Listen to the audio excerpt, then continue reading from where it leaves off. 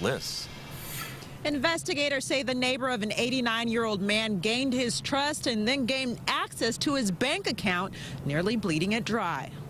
He had no idea that she was removing funds from his account. Prosecutors say a woman at Crestwood South Apartments, a senior living complex, almost got away with stealing more than $50,000 from an 89-year-old man who had no family and whose health was starting to decline. They had been friends and known each other, but she, when his caregivers went out of town, she took him to an attorney and made herself the power of attorney. Maxine McDaniel, pictured right here in this mugshot.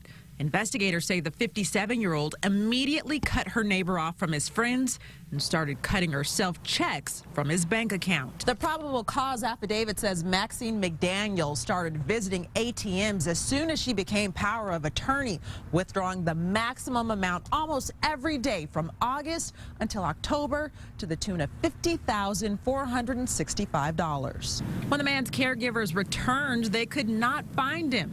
He had a medical issue that left him in the hospital, and his phone was cut off.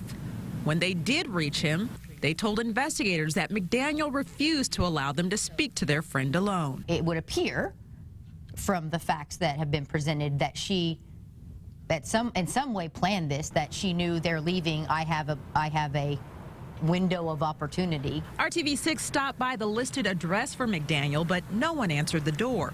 She's now charged with felony theft and exploitation of an elderly adult. A public defender was appointed to McDaniel's case today to help her fight those charges. If convicted, she faces up to 8 years in prison.